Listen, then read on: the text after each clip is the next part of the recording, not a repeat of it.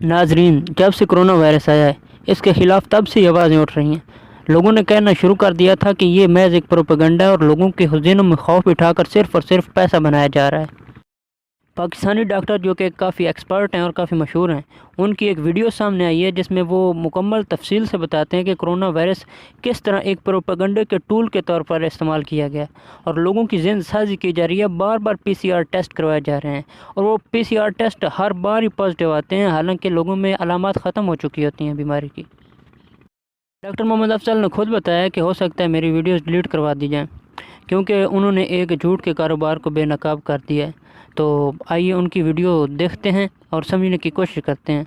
मैं यकीन से कहता हूं कि ये सुनने के बाद आपका कम अज़ कम कोरोना वायरस के बारे में जो ज़हनों में खौफ बैठा हुआ है ये मुकम्मल तौर पर ख़त्म हो जाएगा। तो आइए सुन। इस वीडियो में मैं बताऊंगा कि ये क्या वजह है कि ये जो PCR टेस्ट है लोगों का बार बार पॉजिटिव आता है, चाहे वो अलामात से निकल आए हों और चाहे उनको काफ़ी दिन हो चुके हों और महीने से ज़्यादा हो चुका हो, लेकिन उनका PCR का टेस्ट बार बार पॉजिटिव आता है। और वो क्या एक ऐसी बात छुपाते हैं लैब वाले जिसके पता चलने से आपके अंदर का डर और खौफ ख़त्म हो सकता है। और इस बात को समझाने के लिए मैं सबसे पहले आपको व्हाइट बोर्ड पे कुछ चीज़ समझाता हूँ। जी दोस्तों, जिस बारे में मैं बात करना चाहता हूं उसको समझने के लिए सबसे पहले ये स्ट्रक्चर को देखें।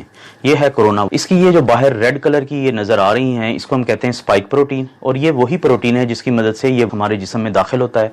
और ये है लिपिड की बाइलेयर, ये है इसकी होल जिसको आप कह सकते हैं, शेल कह सकते हैं। इसके अंदर है ये RNA, और ये वो RNA है कि जब ये इसकी मदद से हमारे सेल्स के साथ अटैच होता है और ये RNA हमारे जिस्म में चला जाता है, तो ये है वो RNA जो कि सबसे ज़्यादा तबाही करता है, जो हमारे जिस्म में जो भी प्रॉब्लम्स बनते हैं, और ख़ास तौर पे वो लोग जिनकी उम्र ज़्यादा है, जो इम्यूनो कॉम्प्रोमाइज्ड हैं, जिनको बाकी प्रॉब्लम्स है, उनके लिए ये है वो RNA जिसके अंदर सारी जो प्रॉब्लम्स होती हैं उनकी डिटेल्स इसके अंदर पहले ही मौजूद हैं। अब जैसे ही ये हमारे जिस्म में दाखिल होता है और हमला आवर होता है, तो हमारे जिस्म का इम्यून सिस्टम जिसकी हम बहुत ज़्यादा बातें करते हैं वो एक्टिवेट हो जाता है। ये हमारा दिफाई निज़ाम है, और ये इम्यून सिस्टम इसके मुकाबले में एक आर्मी तैयार करता है जिसको हम कहते हैं एंटीबॉडीज़। शुरू में वो पहले 10 दिन में एंटीबॉडी बनाता है जिसको हम कहते हैं IgM, और 10 से 12 दिन के बाद वो बनाता है इम्यूनोग्लोबुलिन G इसके खिलाफ। अब जैसे ही हमारा इम्यून सिस्टम दिफाई निज़ाम एंटीबॉडीज़ बनाता है इम्यूनोग्लोबुलिन M और इम्यूनोग्लोबुलिन G, वो हमला आवर होती हैं। अब वो फौरी तौर पर इसको तोड़ देती हैं इसके मुख्तलिफ हिस्सों में। अगर आप यहाँ पे गौर करें कि जैसे ही ये हमारे जिस्म में एंटर हुआ और इसने कोशिश की कि वो इस RNA को हमारे सेल में भेजे ताकि ये हमें नुकसान पहुंचा सके, तो फौरी तौर पे हमारा दिफाई निज़ाम इसके ऊपर हमलावर होता है और इसको मुख्तलिफ हिस्सों में तोड़ देता है। जैसे ये है इसका RNA जो ग्रीन कलर का है, ये ब्लैक कलर की इसकी लिपिड बाइलेयर है, उसको भी वो छोटे छोटे हिस्सों में तोड़ देता है, और इसकी स्पाइक जो प्रोटीन है जो उसने इस्तेमाल की थी हमारे सेल के अंदर दाखिल होने के लिए, उनको भी अलहदा अलहदा कर देता है। अब ख़वातीनो हज़रात, इंतहाई अहम बात मैं आपको बताने लगा हूं, वो ये है कि जब ये पूरा एक होल होता है, पूरी एक स्ट्रक्चर होता है, तो ये हमारे जिस्म के लिए इंतहाई ख़तरनाक है इसका ये RNA। लेकिन जब हमारा दिफाई निज़ाम इसको तोड़ देता है हिस्सों में, तो फिर ये बिल्कुल भी खतरनाक नहीं होता। इसका यही RNA जिसको हमारे दिफाई निज़ाम ने, हमारे इम्यून सिस्टम ने एंटीबॉडीज़ की मदद से मुख्तलिफ हिस्सों में तोड़ दिया है, तो अब ये हमें कोई नुकसान नहीं पहुंचा सकता RNA, चाहे ये हमारी जिस्म के अंदर ही हो। आप इसकी मिसाल लें एक बंदूक की शक्ल की। एक फ़र्ज़ करें कि एक बंदूक हो, वो किसी को भी फायर करके मार सकती है, लेकिन अगर आप उस बंदूक के मुख्तलिफ हिस्से आपस में अलग अलग कर दें, तो बंदूक के वो हिस्से आपको किसी को कोई नुकसान नहीं पहुंचा सकते। तो यही मिसाल है इसकी, जिसको हमारा दिफाई निज़ाम जब तोड़ देता है तो इसके ये मुख्तलिफ हिस्से मौजूद होने के बावजूद हमें कोई नुकसान नहीं पहुंचा सकते।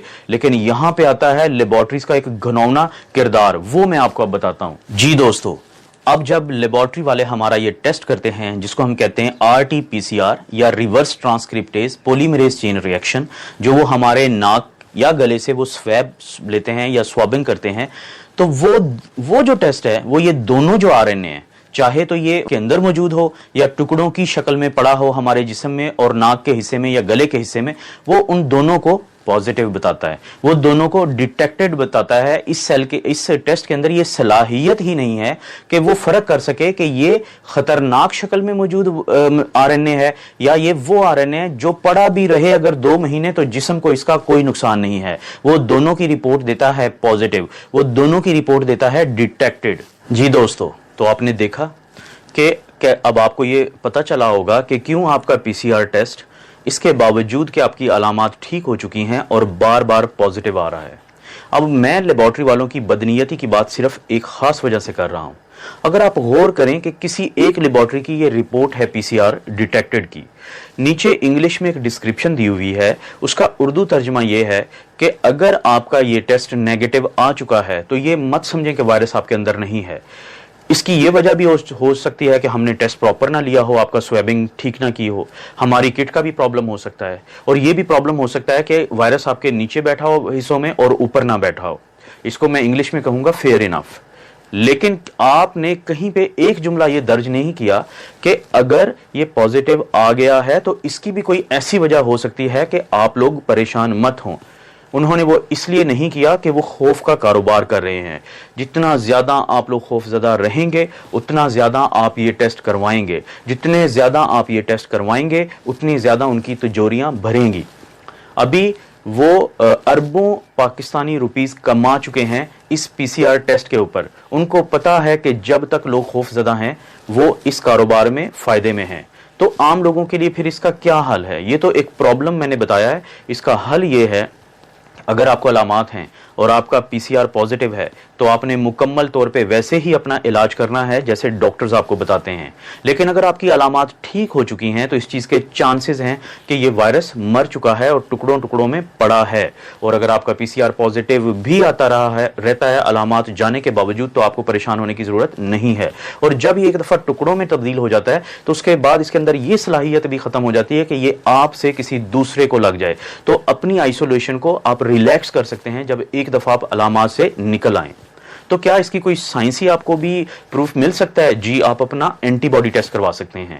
اگر آپ اپنا اینٹی باڈی ٹیسٹ کروائیں، جو میں نے ایک دن پہلے مثال دی تھی اور میں یہ دوبارہ دکھا رہا ہوں کہ ایک دوست ہیں جن کا امیونوگلوبولن جی بہت سٹرونگلی پازیٹیو آ رہا ہے، لیکن اس کے 2 دن کے بعد بھی جب انہوں نے اپنا PCR کا ٹیسٹ کروایا تو وہ انہوں نے پازیٹیو دیا، اور وہ شخص جو اس سے صحت یاب ہو رہے ہیں وہ ذہنی طور پہ انتہائی ٹینشن میں چلے گئے ایک بار پھر کہ ان کا ٹیسٹ پازیٹیو ہے۔